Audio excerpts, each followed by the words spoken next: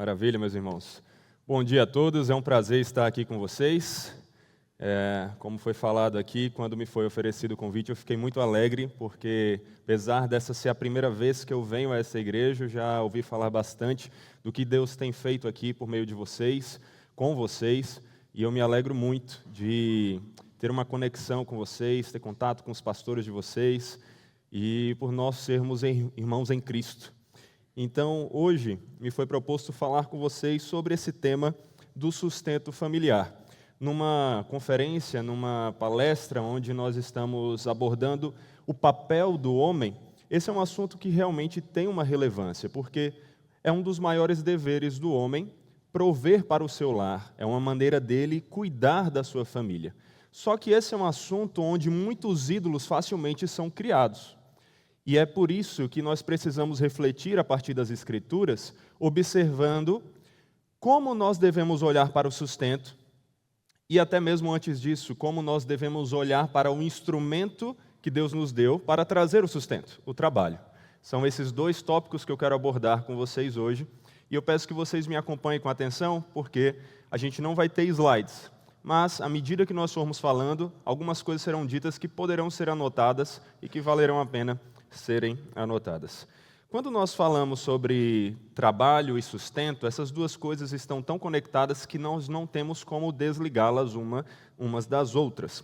Os trabalhos são esses instrumentos pelos quais o Senhor nos mostrou que nós podemos alcançar o nosso sustento. Mas o interessante é que quando nós falamos de bens materiais, do sustento, é fácil nós vermos isso como bênçãos de Deus.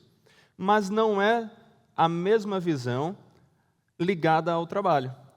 Muitas pessoas tendem a ver o trabalho não como uma bênção do Senhor, mas como uma maldição do Senhor, interpretando erroneamente o que as Escrituras dizem que foi amaldiçoado por causa da queda do homem. Então, a primeira verdade que eu quero trazer aqui para vocês hoje é que o trabalho é um presente de Deus, e nós devemos observá-lo dessa maneira, como um presente do Senhor. Onde é que nós vamos ver isso? Nós vamos perceber, antes de mais nada, que antes que houvesse queda, antes que houvesse pecado, nós já tínhamos o trabalho já havia sido dado ao homem, ele já tinha essa responsabilidade. Lá em Gênesis, capítulo 1, versículo 27 e 29, diz assim: assim Deus criou o ser humano, à sua imagem, a imagem de Deus o criou, homem e mulher o criou. E Deus os abençoou e lhes disse: sejam fecundos, multipliquem-se, encham a terra e sujeitem-na, tenham domínio sobre os peixes do mar, sobre as aves dos céus e sobre todo animal que rasteja pela terra. Aqui nós temos já uma ordem para o homem que tem a ver com o chamado mandato cultural. O homem tem como um de seus deveres cuidar da criação e governá-la para a glória de Deus. Como criatura feita à imagem de Deus, o homem foi criado para refletir a imagem de seu Criador, mas não meramente como uma questão de aparência, e sim em seus atributos e responsabilidades. O homem, como filho de Deus nesse sentido, foi criado para imitar o exemplo de seu pai, do seu Criador. E uma das principais expressões pelas quais ele consegue fazer isso é por meio do trabalho. Através do trabalho, o homem age como co-criador e co-mantenedor da criação. Ele cria a partir do que Deus criou e ele mantém aquilo que Deus criou. Quando nós olhamos, por exemplo, para Gênesis 2,15, é dito assim: o Senhor Deus tomou o homem e o colocou no jardim do Éden para o cultivar e guardar. Aqui, mais uma vez, nós temos uma expressão desse dever do homem. O homem tinha que dar nome aos animais ali, ele tinha que cuidar do jardim, ele tinha que cuidar da criação. E, ao invés de ter criado um jardim, perceba que Deus poderia ter já de cara criado uma cidade. Ele já poderia ter criado um mundo tão atualizado, vamos dizer assim, como o nosso, ou até mais. Já poderíamos ter, desde o início, internet, celulares, cidades, mas o Senhor decidiu criar um jardim. Um belo jardim? Sim, mas um simples jardim. E por que isso? Aqui nós vemos o que muitos pais, inclusive, têm alegria de poderem fazer com seus filhos. De, mesmo sendo capazes de sozinhos resolverem certas coisas, perceberem que é bom para seus filhos lhes dar a oportunidade de participar de suas responsabilidades, trabalhos, da sua criação, de alguma maneira, podemos dizer assim, fazendo algo a partir do que Ele lhes deu. Assim nós vemos o Senhor. O Senhor poderia ter feito tudo já pronto, mas Ele se alegrou em nos dar um papel em sua criação. E nós somos chamados para desenvolvê-la, que é o que nós temos feito. Ou seja, ao contrário de ser uma maldição, o trabalho foi um presente de Deus para o homem. Nós não devemos considerar apenas o patrimônio como uma bênção de Deus. O próprio trabalho é uma bênção que Deus nos dá. Porém, nós temos que também reconhecer que existe um problema. O problema foi que esse presente que foi dado por Deus aos homens foi corrompido por causa do pecado. Isso aconteceu quando o homem deu ouvido a Satanás e achou que poderia ser igual a Deus através da desobediência, ao invés de perceber que era por meio da obediência, do fazer a vontade de seu Criador, do imitar as suas obras, que ele poderia ser igual ao seu Criador e ao seu Pai. Isso nós observamos então ser a causa da maldição que nós vemos no trabalho. O trabalho não é a maldição, mas ele, como presente de Deus, recebeu também uma maldição por nossa culpa, por nossas ações. É o que nós vemos em Gênesis 3, 17 a 19. Eu vou falar várias passagens bíblicas, então eu recomendo que você mais tente anotar a referência, se quiser, do que necessariamente abrir a Bíblia até lá, para a gente ir ganhando tempo nesse sentido. Então você pode acompanhar a minha leitura. É dito assim: E Adão disse: Por ter dado ouvido à voz de sua mulher e comido da árvore que eu havia ordenado que não comesse, maldita é a terra por sua causa. Então perceba, uma consequência da ação ruim que o homem havia praticado. Em fadigas você obterá dela o sustento durante os dias de sua vida. Ela produzirá também espinhos e ervas daninhas, e você comerá a erva do campo. No suor do seu rosto você comerá o seu pão, até que volte à terra, pois dela você foi formado, porque você é pó, e ao pó voltará. O trabalho que antes era fértil, leve e abençoado, se tornou, por causa do pecado, infrutífero, pesado, difícil.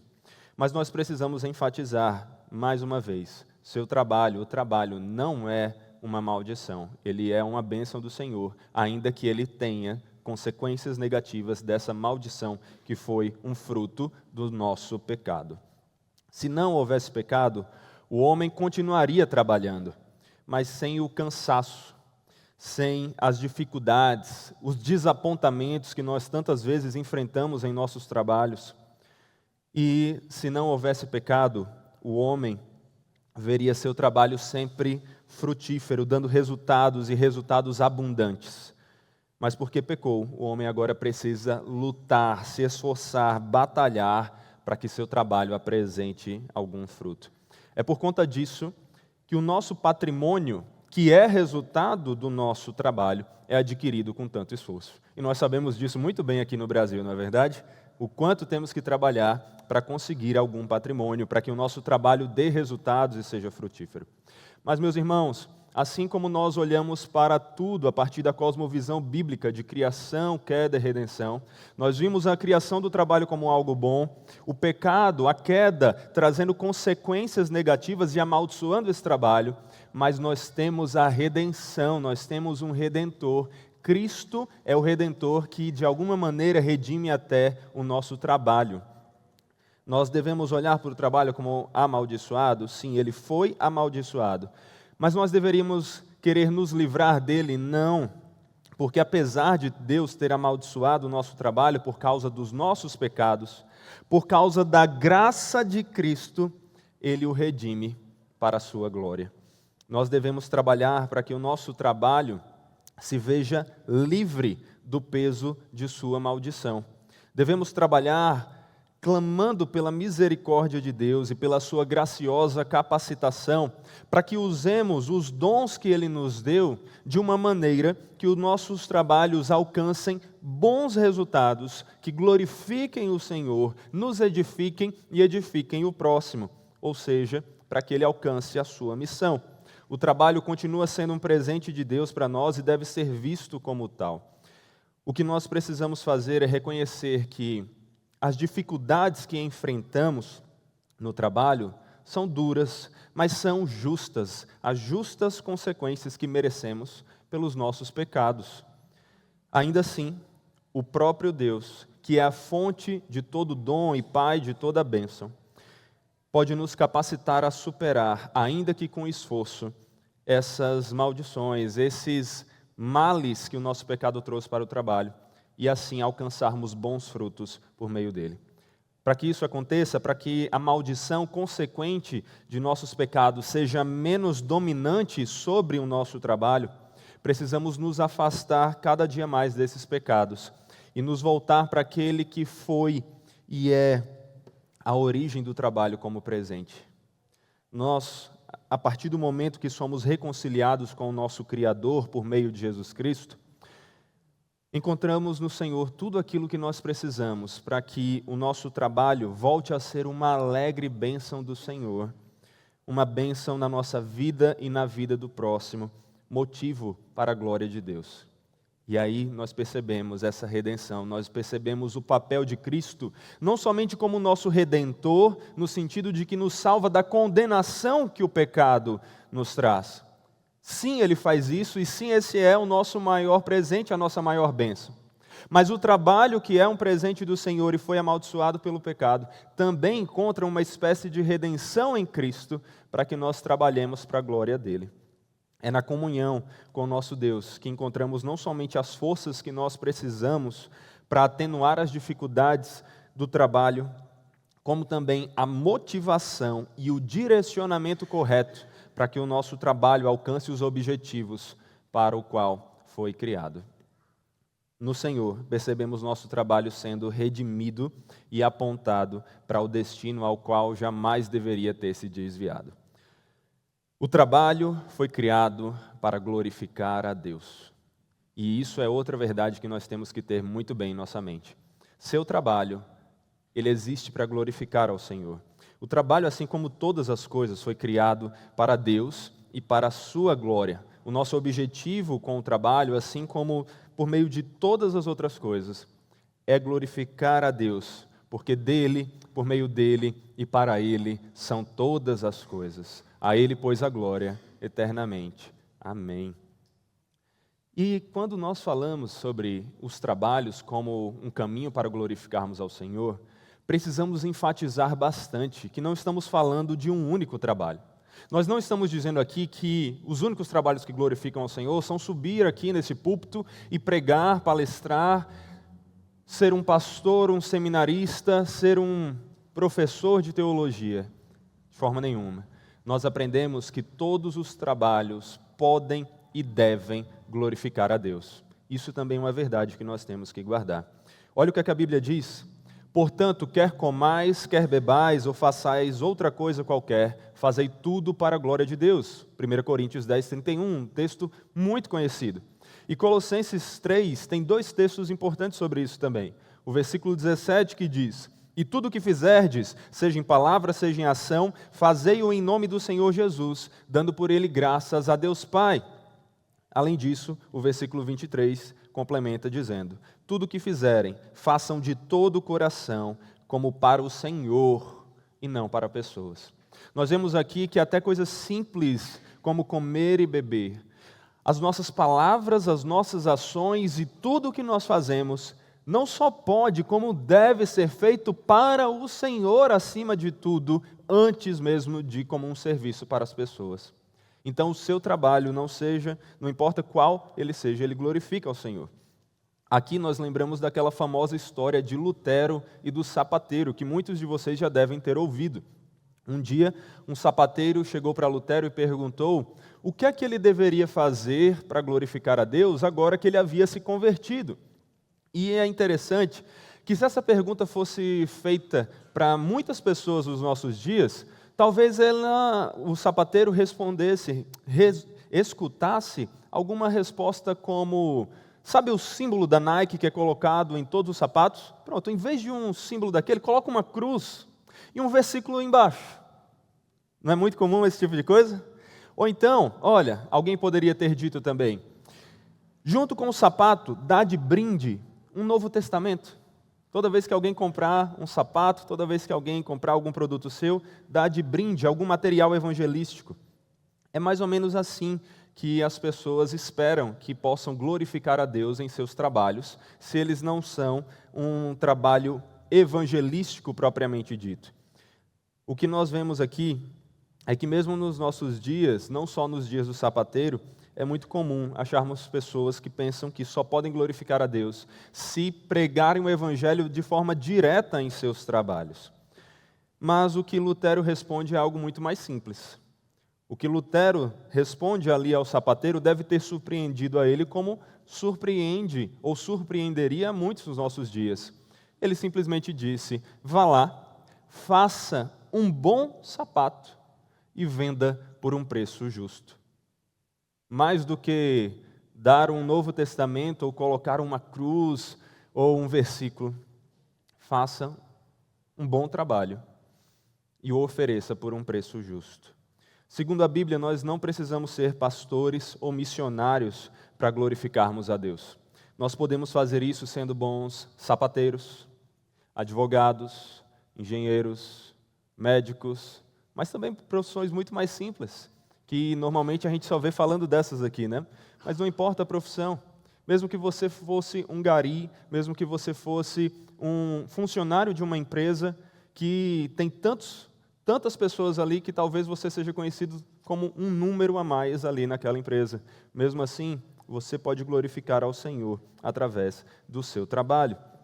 Desde que nós trabalhemos, entendendo que o trabalho foi um presente de Deus, que nós corrompemos por causa do nosso pecado, mas que pela graciosa ação do nosso Senhor Jesus, nós somos capazes de fazer para glorificar a Deus, usando os dons, as habilidades que Ele nos deu, ao serviço ao próximo e para a glória desse Deus.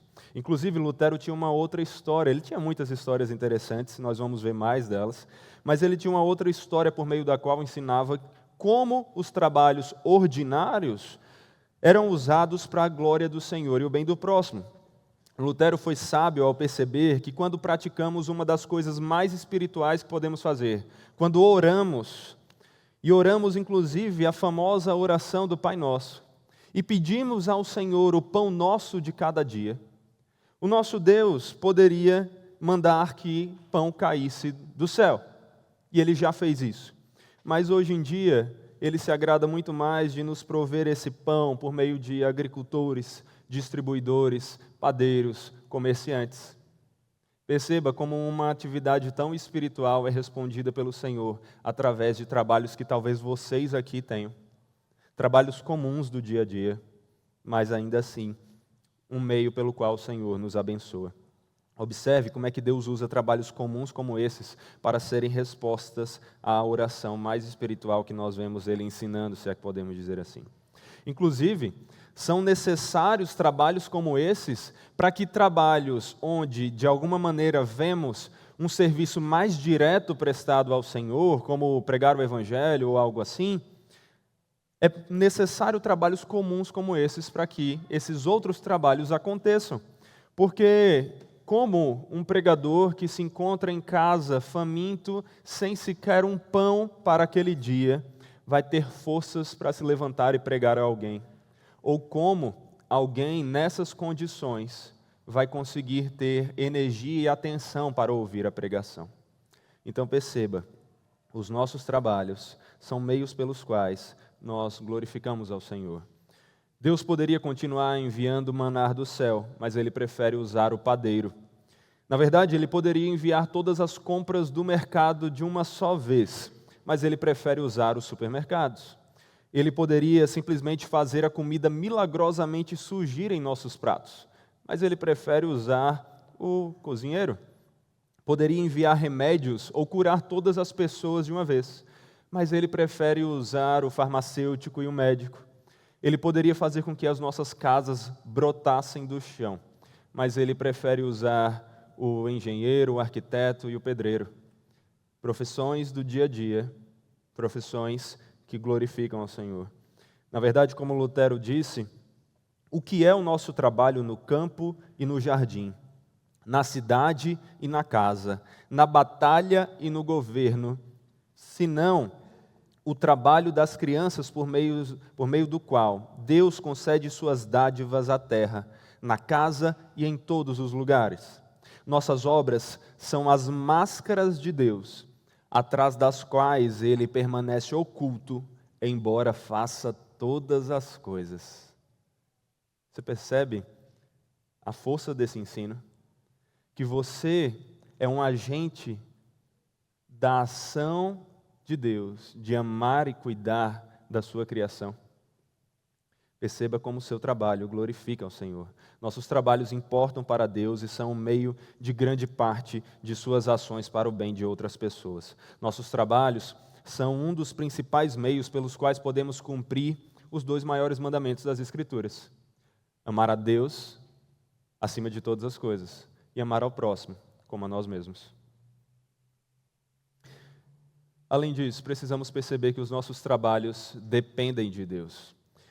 Em primeiro lugar, nós vemos aqui que, sem Deus, nossos trabalhos não vão para frente. Eles não vão frutificar da maneira correta. Porque você tem que lembrar sempre qual é o fruto que o trabalho tem que alcançar acima de tudo. Qual é? Por meio do trabalho do dia a dia, glorificarmos a Deus e servirmos ao próximo. É por isso que quando nós olhamos para o Salmo 127, nós vemos um texto tão relevante para termos sempre como meditação antes de começarmos o nosso dia de trabalho. Lá no Salmo 127, versículos 1 e 2, está escrito assim: se o Senhor não edificar a casa, em vão trabalham os que a edificam. Se o Senhor não guardar a cidade, em vão vigia a sentinela. Será inútil levantar de madrugada, dormir tarde, comer o pão que conseguiram com tanto esforço. Aos seus amados Ele o dá enquanto dormem. Perceba, se Deus não nos capacitar, nosso trabalho não frutificará como deve. Nós somos dependentes do Senhor e devemos reconhecer isso. Por isso que também é verdade que o nosso trabalho deve ser feito debaixo de muita oração. Debaixo de muita oração. O trabalho, como uma atividade do dia a dia, ainda assim precisa do Senhor para que frutifique da maneira correta. Como João Calvino, um outro grande reformador, já dizia: orare et labutare, ore e trabalhe. Enquanto você trabalha, você deve orar ao Senhor. Nós devemos orar, na verdade, antes de trabalhar, pedindo que o Senhor nos capacite e conduza para trabalhar da melhor forma.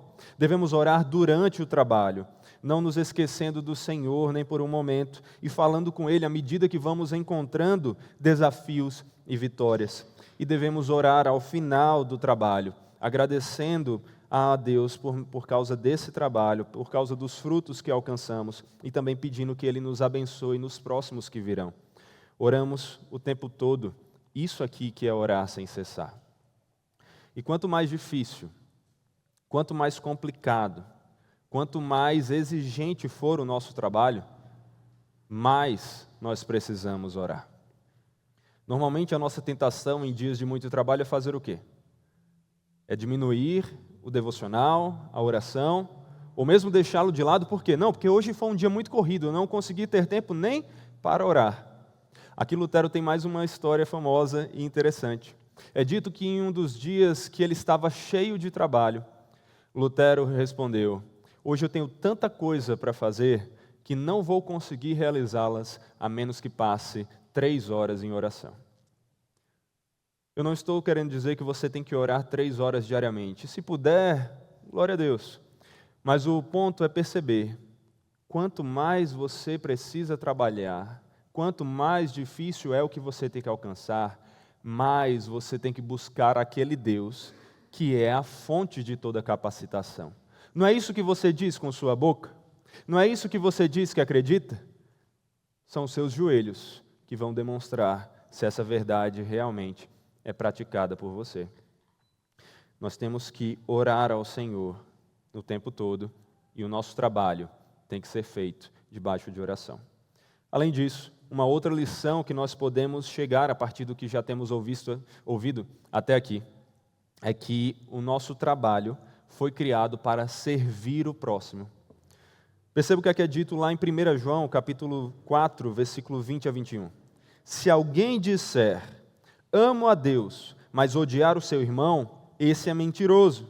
Pois quem não ama o seu irmão a quem vê, não pode amar a Deus a quem não vê. E o mandamento que dele temos é este: quem ama a Deus, que ame também o seu irmão. Parafraseando o que é dito aqui nessa epístola, nós vemos que nós não podemos amar a Deus se nós não amamos ao próximo. Nós não podemos fazer um trabalho para a glória de Deus se o nosso trabalho não está sendo feito para serviço do próximo. Esses dois objetivos se combinam de uma forma tão íntima, necessariamente para compor o principal objetivo dos nossos trabalhos e, na verdade, de todas as nossas ações. Nossos trabalhos não são uma maldição, nem existem primeiramente para o nosso benefício. Eles são instrumentos para amarmos a Deus e servirmos o próximo. Por isso que a Escritura afirma, nos lembrando desse dever que nós temos para nos atentarmos ao próximo. Lá em Filipenses 2, versículos 3 e 4.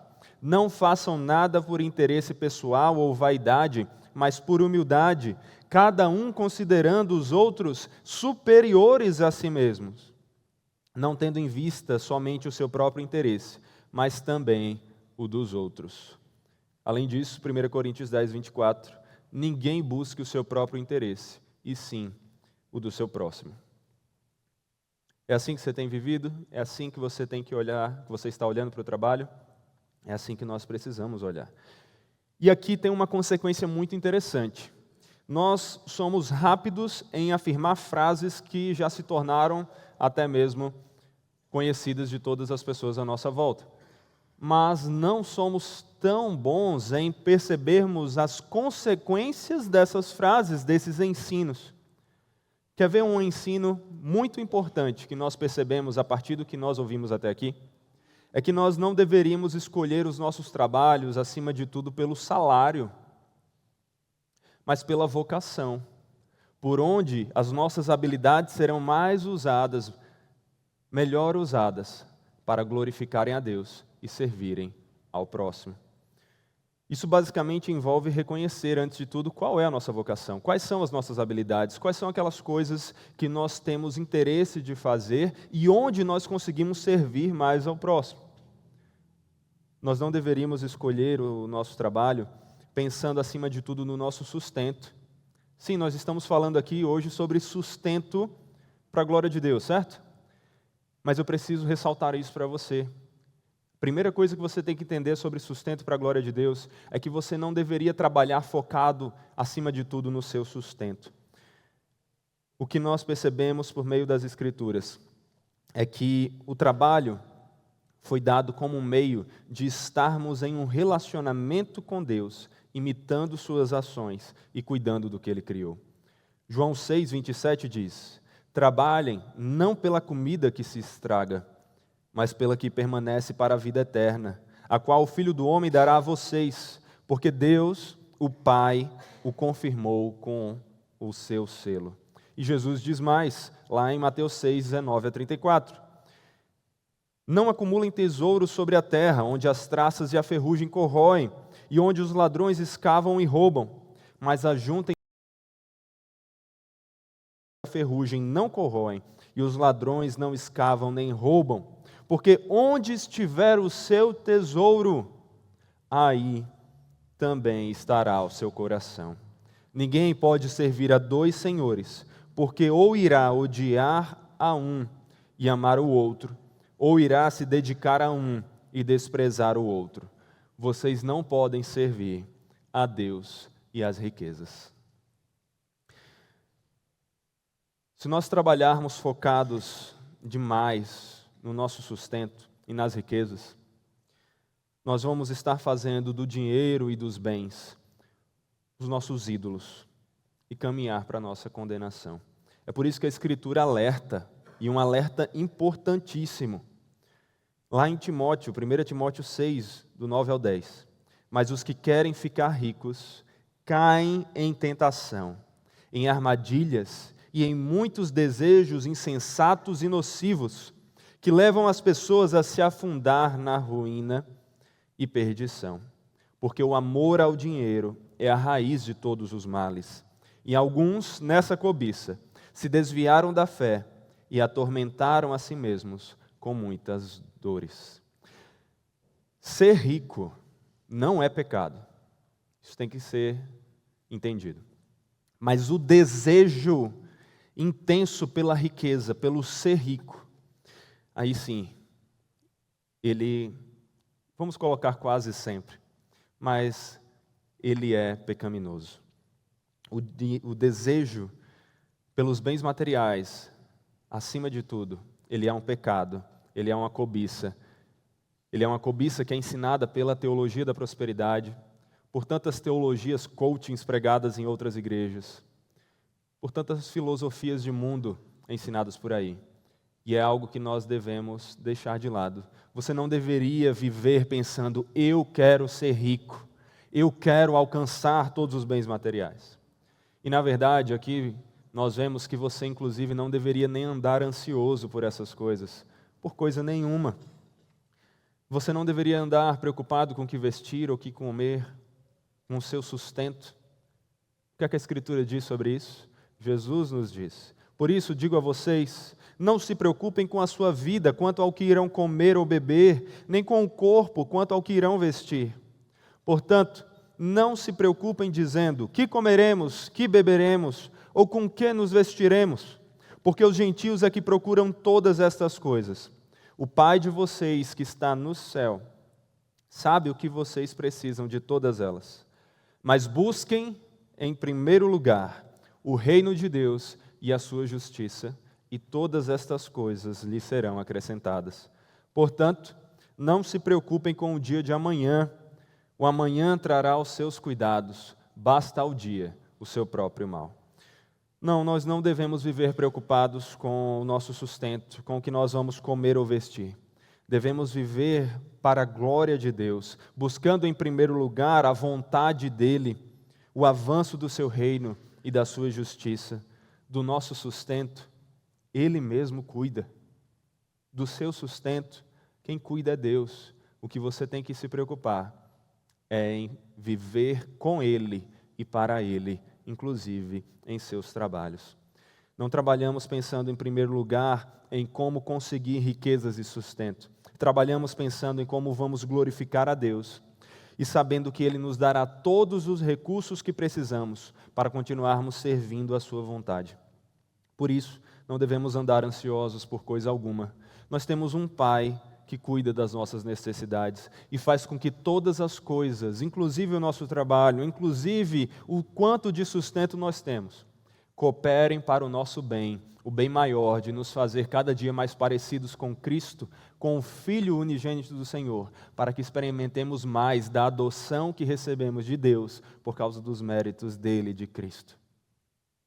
É assim que nós devemos perceber o nosso trabalho. Como diz o Salmo 111, versículo 5. Deus, o Senhor, dá sustento aos que o temem. Você teme o Senhor? Você tem buscado, em primeiro lugar, aquilo que é vontade dEle? Ou você tem andado pensando, acima de tudo, em quanto você precisa fazer no final do mês para conseguir sustentar a sua casa? Eu não estou dizendo que você não deve trabalhar e que você não deve ter algum nível de pensamento e planejamento pensando em quanto de sustento você precisa. Mas eu estou dizendo que, acima de tudo, você tem que se perguntar se o seu trabalho está sendo para a glória de Deus e o serviço do próximo. E lembrar que Deus lhe dará o sustento que você precisa, o sustento que a sua família precisa, enquanto você prioriza a vontade dEle. E é por isso que nós temos que estar satisfeitos. Nós temos que estar satisfeitos. Satisfeitos com o que Ele nos dá.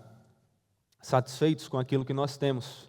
Satisfeitos com Ele acima de tudo. Esse é o ensino do tão conhecido Salmo 23, aquele versículo que todos nós sabemos. O Senhor é meu pastor e nada me faltará. Ou como algumas outras versões nos trazem, o Senhor é meu pastor, nada me falta. Se temos o Senhor, nós temos tudo o que nós precisamos. E pelo menos por dois motivos. Em primeiro lugar, porque o Senhor é a fonte de toda alegria e satisfação. Alegria é parte do fruto do Espírito.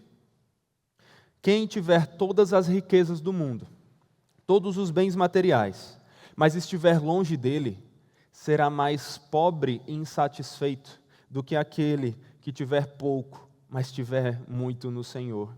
É como o Salmo 37,16 diz: melhor é o pouco do justo do que a riqueza de muitos ímpios. Eu não sei quantos de vocês aqui conhecem a figura do Sêneca. Sêneca foi um antigo filósofo estoico. E ele teve uma frase interessante que parece até, no primeiro momento, se assemelhar com o que nós estamos vendo aqui no Salmo 23. Ele diz assim: ser pobre não é ter muito pouco, é querer mais. Ser pobre não é ter muito pouco, é querer mais. Para Sêneca, a pobreza não era uma questão de falta de recursos, mas falta de satisfação. E nesse sentido, ele estava certo. Só que isso é o completo oposto do que disse John Rockefeller, que, se vocês já olharam um pouco sobre história, principalmente no que diz respeito a investimentos, a grandes empresários e homens de sucesso, vocês já devem ter ouvido falar, porque foi um dos homens mais ricos de sua época no mundo inteiro, e na verdade, de toda a história. E esse homem, quando foi perguntado o quanto que era o suficiente para termos de dinheiro, deu a seguinte resposta: um pouco mais. Um pouco mais. Quando nós comparamos aqui Sêneca e Rockefeller, nós vemos que eles estão em caminhos diferentes. Para Sêneca, Rockefeller, que foi um dos homens mais ricos de toda a história, não passava de um dos mais pobres, porque não estava satisfeito com o que tinha. Agora, se nós percebemos que Sêneca parece mais perto do ensino bíblico do que Rockefeller, nós vamos perceber que, na verdade, nenhum dos dois se aproximou tanto do que nós aprendemos aqui na Escritura como C.S. Lewis, quando afirmou o seguinte, e me acompanhe nessa citação: se a noção de que o desejo pelo nosso próprio bem, como a intensa esperança de experimentá-lo, é uma coisa má que se esconde na maior parte das mentes modernas, proponho que essa noção se insinuou a partir de Kant e dos estoicos e não tem parte na fé cristã. De fato, ao levar em consideração as desenvergonhadas promessas de recompensa e a surpreendente natureza das recompensas prometidas nos evangelhos, parece-nos que o Senhor considera que os nossos desejos não são muito fortes, e sim muito fracos. Somos criaturas medíocres, brincando com a bebida, sexo, e eu acrescento, com o dinheiro, de uma forma ignorante, ao invés de nos alegrarmos com a infinita alegria que nos é oferecida no Senhor. Como uma criança ignorante que prefere fazer castelos na lama em meio à insalubridade, por não imaginar o que significa o convite de passar um feriado na praia, nós nos contentamos com muito pouco. Nos contentamos com muito pouco. Nós não devemos ser como Rockefeller, que tendo uma fortuna inimaginável, ainda estava insatisfeito. Mas nós também não devemos achar que Sêneca, com a sua ideia estoica de que o caminho para a satisfação é o desejarmos pouco, é o estarmos satisfeitos com quase nada, nós deveríamos olhar para o que Lewis diz a partir do ensino das Escrituras e percebermos que o segredo para a satisfação não é o desejarmos pouco, mas o desejarmos muito mais. A satisfação descrita para nós aqui no Salmo 23 não é porque desejamos pouco e nos satisfazemos com quase nada, é porque desejamos muito, muito mais do que qualquer uma das dádivas terrenas podem nos oferecer em si mesmas. Desejamos a fonte de toda a bênção, Deus, e Ele nos satisfaz. É assim que nós devemos estar satisfeitos no Senhor, justamente porque Ele é o pastor que veio nos resgatar suas ovelhas perdidas para voltarem a viver com Ele.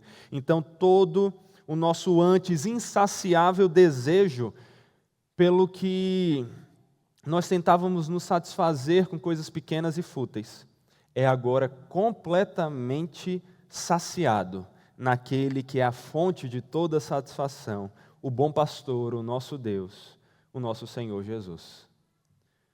Por isso, o cristão que se mantém próximo à fonte da alegria, se mantém satisfeito em Deus, acima e independente de qualquer circunstância.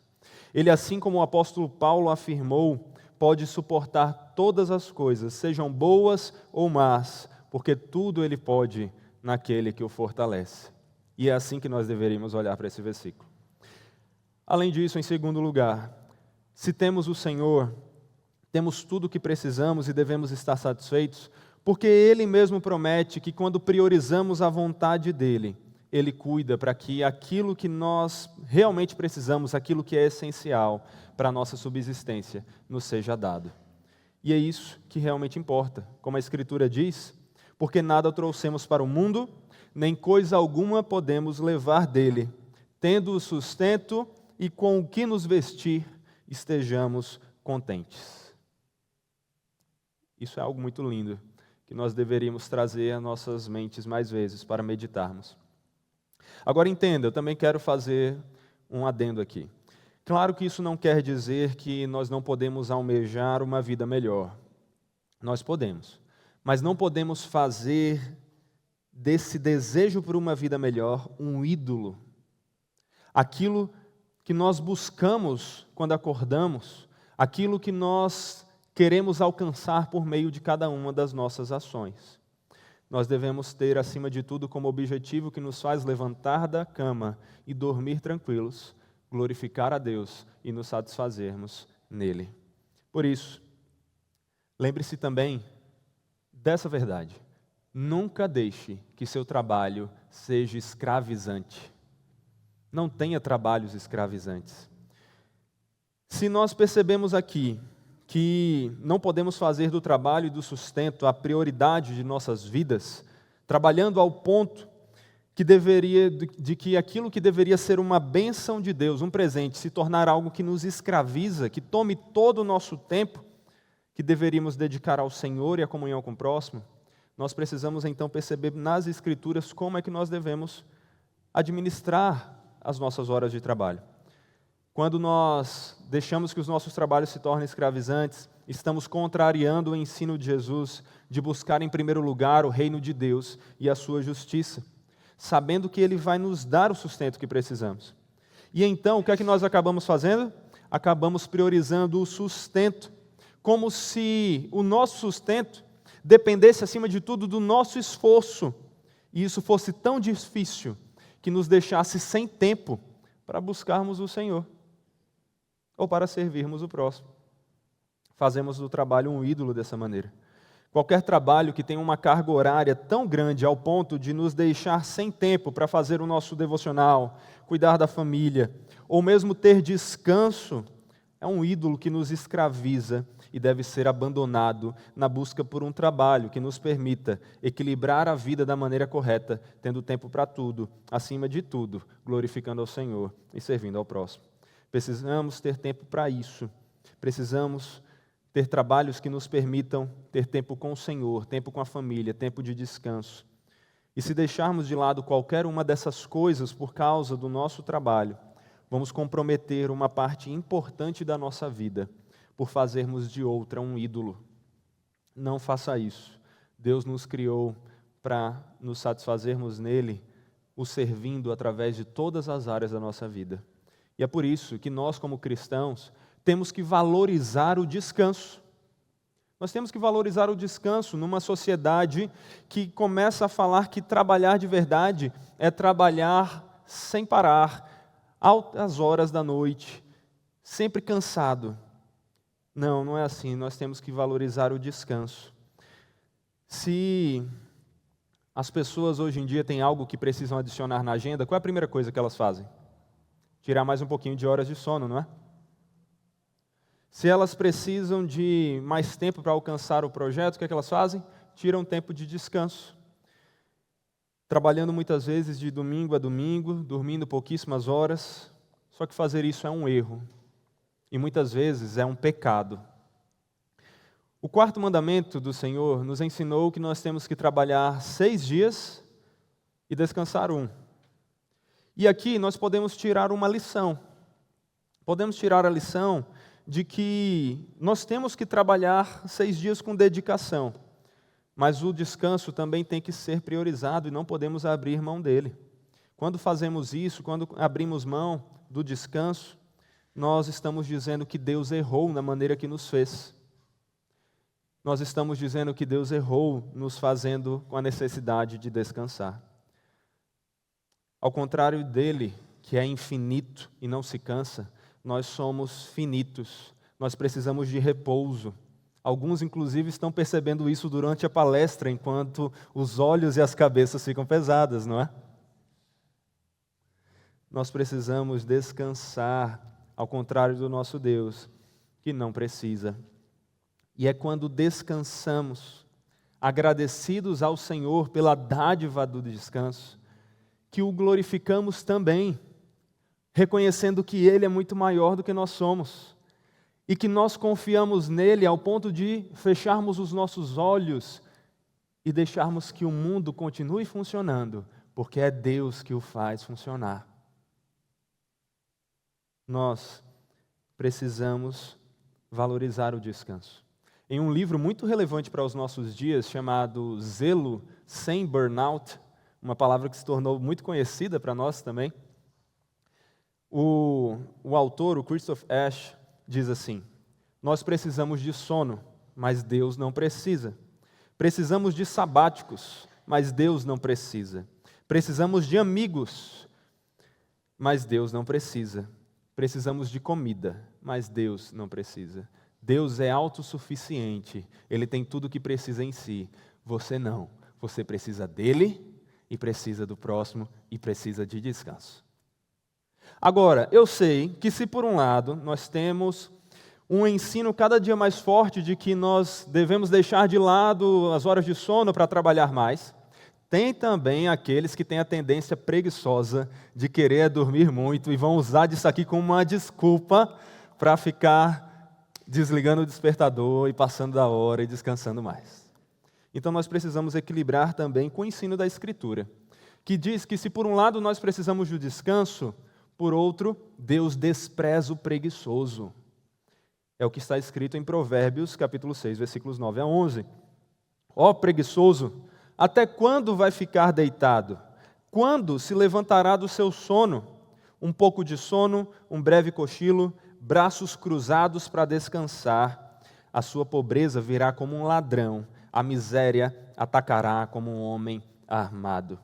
A Bíblia ensina que quem pode trabalhar, mas não faz isso, está até mesmo roubando, de tanto que o ser preguiçoso é um pecado. É o que está escrito lá em 2 Tessalonicenses, capítulo 3, versículo 10.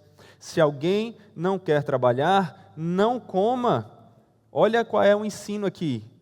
Você precisa trabalhar para ter o que comer. E em Efésios 4, 28, diz assim: aquele que roubava, não roube mais. Pelo contrário, olha que interessante. O contrário de roubar, segundo esse versículo, é, pelo contrário, trabalhe, fazendo com as próprias mãos o que é bom, para que tenha o que repartir com o necessitado. Então, sim, nós temos que descansar, não podemos abrir mão disso. Mas nós também não podemos ser preguiçosos, nós temos que trabalhar, fazer isso com zelo, e não só para que nós tenhamos o que precisamos, mas para que possamos repartir com os outros. Então, trabalhe com dedicação. O Senhor quer que você saiba dividir as horas. O princípio é esse. Na hora de descanso, não trabalhe /descanse, descanse, mas na hora do trabalho, trabalhe e trabalhe com dedicação. Como o nosso trabalho não é meramente para o nosso sustento ou para a satisfação de chefes terrenos, mas para o serviço ao nosso bondoso e soberano Criador e Pai, e para a edificação do nosso próximo, nós não devemos trabalhar de forma preguiçosa, mas com toda dedicação e zelo. Perceba, o nome do livro era Zelo sem Burnout. O zelo permanece, mas sem que o burnout venha. Nós temos que dar o nosso melhor, buscando nos capacitar mais cada dia e usarmos os nossos dons para a glória de Deus e o serviço ao próximo. Tudo isso sem abrirmos mão do descanso. Aqui nós vemos um princípio da mordomia cristã, que significa que tudo que nós temos não é nosso, é do Senhor. Nós somos apenas administradores que usam os recursos que Ele nos confiou para servir ao próximo e glorificar a Ele. É assim que nós devemos olhar para o nosso trabalho e é assim, a partir disso, que nós devemos ver os nossos bens. Se é assim que nós devemos olhar o nosso trabalho, então, como encarar o sustento sem cairmos numa idolatria, sem ficarmos ansiosos demais com todas as coisas? Como é o sustento de acordo com as Escrituras? Assim, eu quero propor aqui alguns princípios para como devemos buscar o nosso sustento. A primeira coisa é que nós temos 3 alvos fundamentais: Deus, o próximo e nós mesmos. Essas são as 3 coisas que devemos buscar servir através dos nossos trabalhos e através dos recursos que nós temos. Em primeiro lugar, falemos do nosso uso pessoal dos recursos. Nossos gastos pessoais vão incluir, inclusive, os gastos com a nossa família. E eles, porém, não devem ser simplesmente usados para o nosso próprio bem, como um fim em si mesmo, mas como instrumentos para que sirvamos mais ao próximo e glorifiquemos ao Senhor. E como é que nós fazemos isso? Uma ilustração interessante aqui é da máscara de oxigênio nos aviões. É bem verdade que todas as vezes que as aeromoças vão começar a encenar o que devemos fazer em caso de problema nos aviões, eu sinto falta da principal de todas, que é: fechem os olhos e orem. Mas ainda assim nós temos um princípio válido ali. Quando as máscaras caem, elas dizem: não coloque nos outros primeiro, antes coloque em si mesmo, para que então você tenha condições de servir os outros. E em algum grau, eu vejo que isso cabe como um bom norte aqui para o uso dos nossos recursos. Devemos investir em nós mesmos como um meio, não fim, como um meio de nos prepararmos para cuidar melhor dos outros. Só que como a inclinação de todos nós aqui é pecaminosa, de a gente já querer fazer isso mesmo, de investir em si em primeiro lugar, eu não vou ficar gastando tempo batendo nessa tecla. Todos nós sabemos que isso tem o seu lugar. Eu só quero dar alguns direcionamentos. Em todas as ocasiões, nós devemos tomar cuidado para que não haja desperdício de nenhum recurso, inclusive dos nossos bens materiais. Mas é no uso pessoal que esse cuidado tem que ser mais aumentado, porque é aí que nós vemos aquelas compras, muitas vezes, inúteis, motivadas simplesmente pela empolgação de uma boa propaganda de marketing. Mas, mesmo que em certo sentido, nós tenhamos o direito de comprar com o nosso dinheiro o que quisermos, gastá-lo como bem entendermos, ainda assim, lembre-se de que no fim, todos nós estamos administrando aquilo que é de Deus e teremos que prestar contas a Ele. Então, você pode comprar algo para o seu mero prazer? Você pode comprar, por exemplo, uma viagem só porque quer passear? Um rapaz pode comprar um videogame porque quer jogar.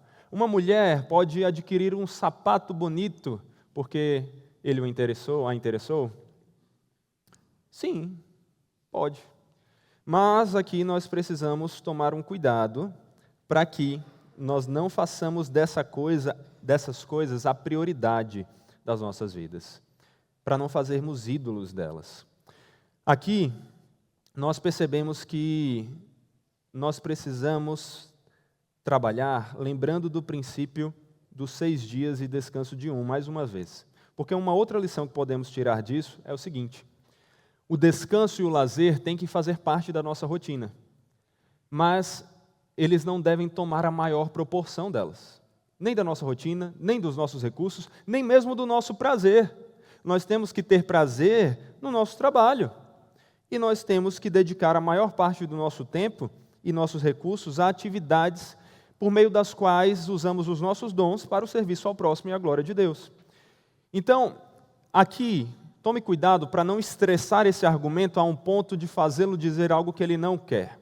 O que eu quero trazer aqui é que mais do que gastar com mero lazer, nós devemos investir naquilo que pode nos tornar mais úteis e capacitados para desenvolver e exercer os nossos dons e vocação, crescendo em todas as áreas, nos tornando mais úteis para servir a Deus e ao próximo.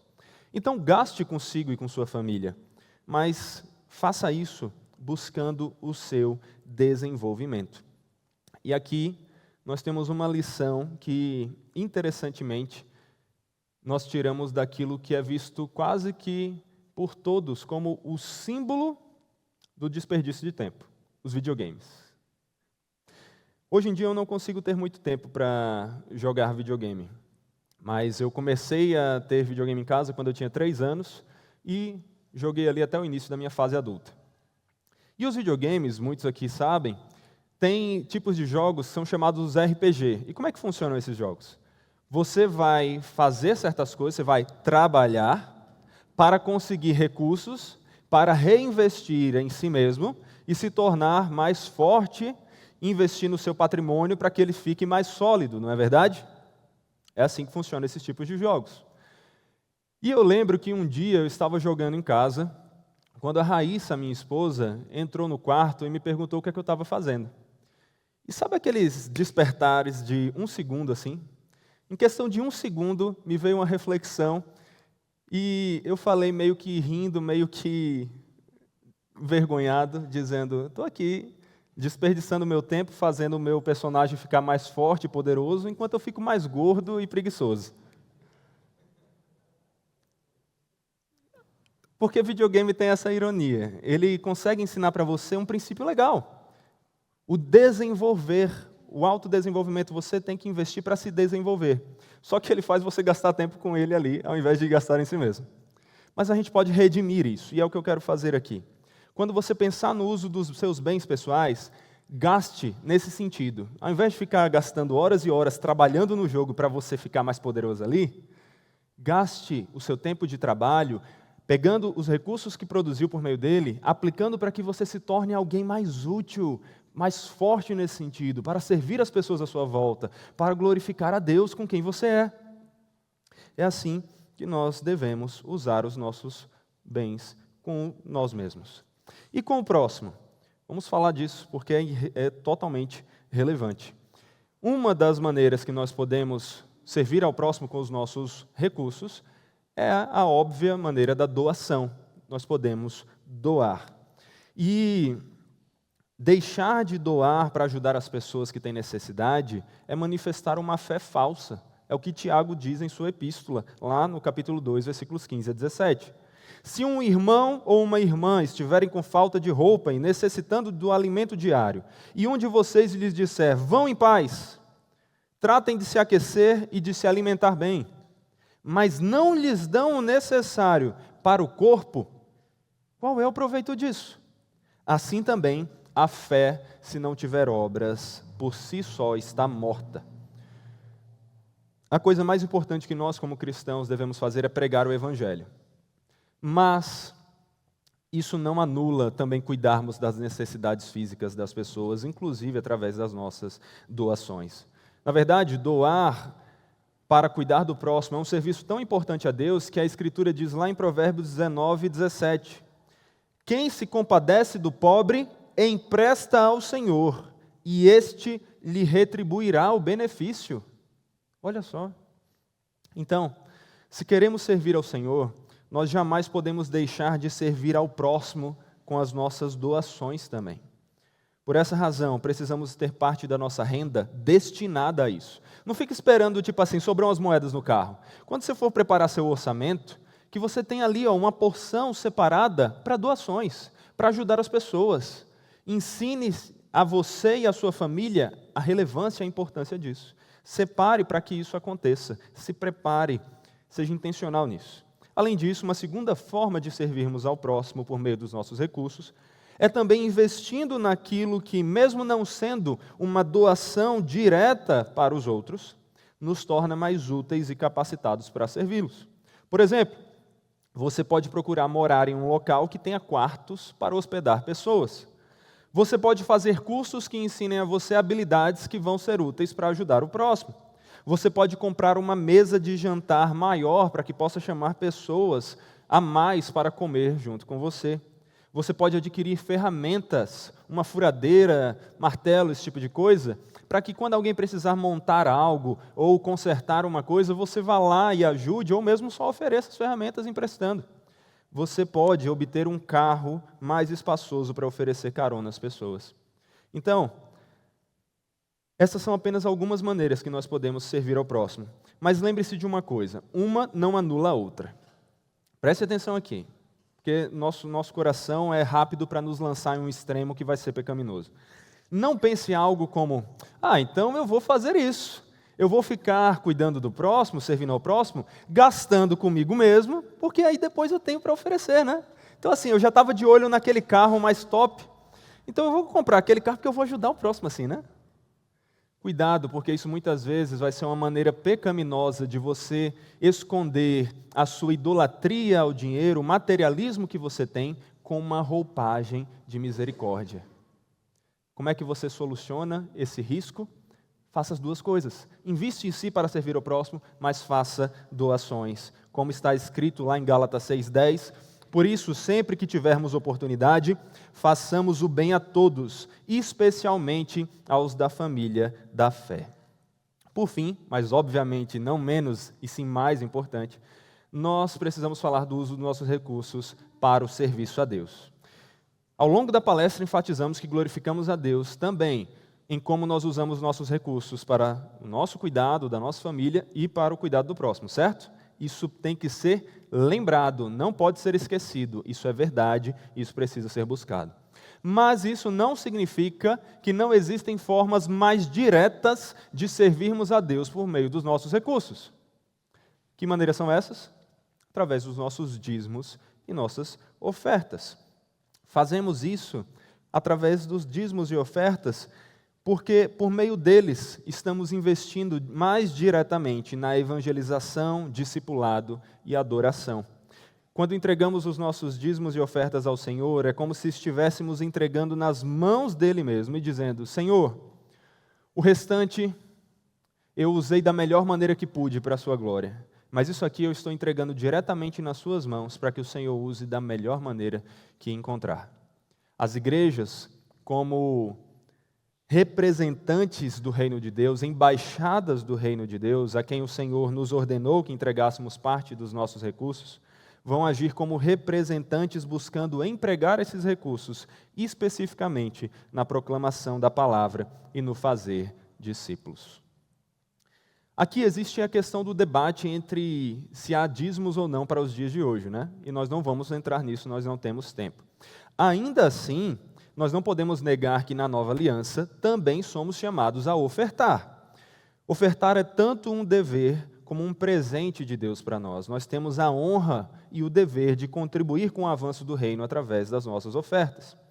Então, como é que essas ofertas devem ser? O que é que a Bíblia diz sobre isso? A Bíblia nos dá alguns princípios e eu vou ter que passar por eles de maneira rápida devido ao nosso tempo. O primeiro princípio que eu quero que você guarde sobre como devem ser as nossas ofertas é que elas devem ser periódicas. Nós devemos ofertar não somente quando estivermos mais animados, com o coração mais alegre, ou entrou um dinheiro a mais. Nós devemos ter um compromisso de periodicamente, de forma regular, estarmos ofertando. Se é todo domingo ou uma vez no mês, isso é discutível. Agora, o que é importante, uma máxima é, tem que ser periódico, tem que ter uma regularidade, não é algo que acontece só aqui e ali. O outro princípio é que elas têm que ser planejadas. Para que elas sejam periódicas, elas têm que ser planejadas. Senão, como você vai ter o dinheiro em mão no dia que tiver que ofertar? Você precisa se planejar para isso. E há passagens bíblicas que falam sobre isso, principalmente ali, 1 Coríntios e 2 Coríntios falam sobre essas questões de ofertas, mas a gente não vai ter condições de olhar para muito desses textos, a gente vai seguir então. Nós precisamos perceber também que as nossas ofertas têm que ser proporcionais. Então, o terceiro quesito aqui para as nossas ofertas, proporcionais. A Bíblia não diz exatamente qual é o valor que nós temos que dar. Ela diz que nós temos que fazer isso de forma proporcional ao que nós temos e ganhamos. E no Antigo Testamento isso era mais claramente ensinado por meio do dízimo. Por essa razão, entendendo que esse padrão permanece, muitos ofertam 10%. A dúvida maior é dos que entendem que esse padrão cessou. Ainda assim, como eu falei, não vamos ter condições de entrar no debate, nós podemos perceber que, ainda que a nova aliança não seja tão clara e direta em falar que temos que dizimar, ela fala que nós devemos ofertar. E aqui nós vemos que o padrão da nova aliança não diminui o da antiga, pelo contrário, ele aumenta. A nova aliança aumenta o padrão do que nós devemos ofertar ao Senhor. É explicitamente enfatizado, ao invés de dízimos, a entrega da sua vida e tudo que você é e o que você tem. Romanos 12:1. Portanto, irmãos, pelas misericórdias de Deus, peço que ofereçam o seu corpo como sacrifício vivo, santo e agradável a Deus. Este é o culto racional de vocês. Então não é 10%, é 100%, é tudo que você é, tudo que você tem. Você não é dono de si mesmo. O Senhor é dono da sua vida. O Senhor é dono do que você tem. Você é apenas um administrador e deve usar tudo o que você tem para a glória de Deus. Assim, falando mais especificamente dos nossos bens materiais, mesmo que os 10% não sejam mais tão claramente ordenados no Novo Testamento, eles são pelo menos uma boa base. E eles não deveriam ser vistos como um teto difícil de ser alcançado, e sim como um piso, um bom ponto de partida para como nós devemos ofertar. O que nos leva a um outro princípio, que além de ser proporcionais, as nossas ofertas têm que ser generosas. Nossas ofertas precisam ser generosas. Lá em 2 Coríntios, capítulo 8, versículos 1 a 5, está escrito assim, 1 a 3. Também, irmãos, queremos que estejam informados a respeito da graça de Deus que foi concedida às igrejas da Macedônia, porque no meio de muita prova de tribulação, manifestaram abundância de alegria, e a profunda pobreza deles transbordou em grande riqueza de generosidade, porque posso testemunhar que na medida de suas posses e mesmo acima delas, eles contribuíram de forma voluntária. Paulo faz questão de fazer os coríntios olhar aqui para esse exemplo da Macedônia, e Deus nos faz questão de que nós também olhemos, porque preservou como palavra inspirada. Nós vemos ali que eles, em meio às dificuldades financeiras, ofertaram não apenas o que era proporcional, mas até acima das suas posses. Eles haviam entendido o princípio de que não somente o que eles tinham, mas sua vida era de Deus e dos seus irmãos. Como o texto bíblico diz, eles deram a si mesmos, primeiramente ao Senhor, depois a nós. E o nosso Mestre Jesus foi o exemplo máximo disso. É o que está escrito no versículo 9 desse capítulo. Pois vocês conhecem a graça do nosso Senhor Jesus Cristo, que sendo rico, se fez pobre por amor de vocês, para que por meio da pobreza dele, vocês se tornem ricos. O padrão a ser imitado é o de Cristo. É o do sacrifício total, de uma entrega total por amor. Através dos exemplos dos macedônios e do próprio Jesus, Paulo queria estimular os coríntios a ofertarem generosamente e não com avareza, que é a idolatria. Assim, aprendemos que até mais do que simplesmente proporcionais, as nossas ofertas têm que ser generosas. Só que aqui também precisamos fazer um adendo. Isso não significa que você tem que ofertar uma quantidade tão grande que você se torna agora um necessitado. Porque isso não vai resolver nada. Isso só vai fazer com que seja revezado ali, né? Quem é que está ofertando e quem está precisando, e trocando esses papéis. O que nós vemos é que a generosidade sacrificial que nos é ensinada é aquela que pode até tirar o nosso conforto, coisas que não são essenciais, mas não aquela que nos deixa sem o que realmente precisamos para viver e cuidar da nossa família. Colocando de outra forma, é a generosidade que pode até sacrificar a Disney, mas não o pão nosso de cada dia. Assim, peça ao Senhor a sabedoria que você precisa para equilibrar a proporcionalidade e a generosidade. A voluntariedade, você também precisa ofertar de forma voluntária. Observe o que é que o texto diz lá em 2 Coríntios, versículos 3 a 5. Eles contribuíram de forma voluntária, pedindo-nos com insistência a graça de participarem dessa assistência aos santos. E não somente fizeram como nós esperávamos, mas pela vontade de Deus, deram a si mesmos, primeiro ao Senhor, depois a nós. Olha só, aqueles homens ofertaram, mesmo estando numa posição difícil financeiramente, e fizeram isso de forma insistente. Pelo que o texto nos diz, parece até que Paulo tinha dito que eles não precisavam ofertar, mas eles insistiram. Por quê? Porque eles queriam participar da graça, daquela graça que era ofertar. Para eles era uma graça, uma honra, um privilégio ofertar, e eles voluntariamente, insistentemente, fizeram de tudo para ofertar. É assim que nós devemos fazer. Não só porque somos obrigados, porque sim, as ofertas são um dever do cristão, mas porque é um privilégio, nós temos que fazer isso com alegria, voluntariamente. O que é o último princípio? Fazermos de coração alegre. A Escritura diz lá em 2 Coríntios 9, 7, cada um contribua segundo tiver proposto no coração, não com tristeza ou por necessidade, porque Deus ama quem dá com alegria. Precisamos lembrar das palavras de Jesus que disse, mais bem-aventurado é dar do que receber. Então você não oferta de forma proporcional, de forma voluntária, e tantos outros princípios que nós citamos aqui, com tristeza. Tipo, não, eu aprendi esses princípios lá na igreja, agora eu estou tendo que ofertar todo final de semana assim. Você vai fazer isso com alegria, com satisfação, porque você tem a honra, o privilégio de participar desse momento. Portanto, use seu patrimônio no serviço ao Senhor, no serviço ao próximo, e investindo em si e em sua família para que vocês sejam mais úteis e capacitados para alcançar essa missão. Faça isso com o seu sustento, faça isso com o seu trabalho. É essa maneira que nós devemos olhar para essas duas coisas tão importantes do dever do homem de prover para o lar.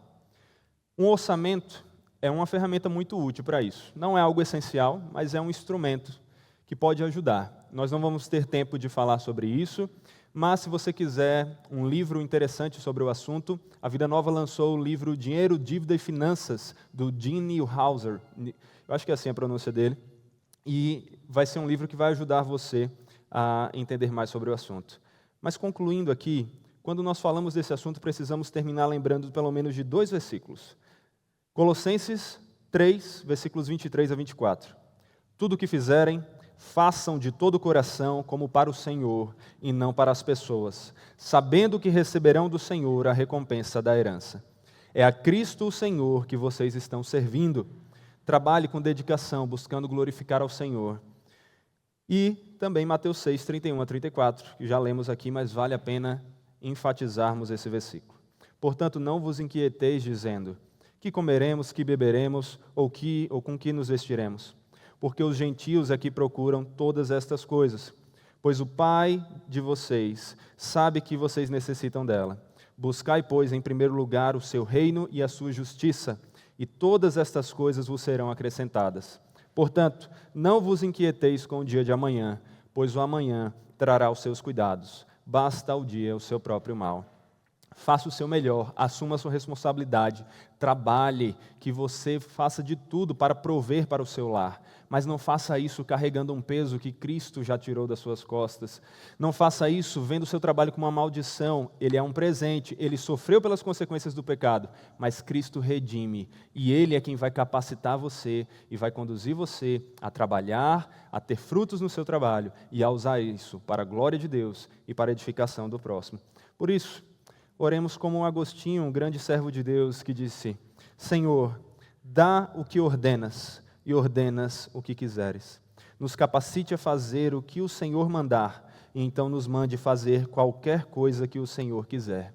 Aqui estamos. Que Deus abençoe vocês.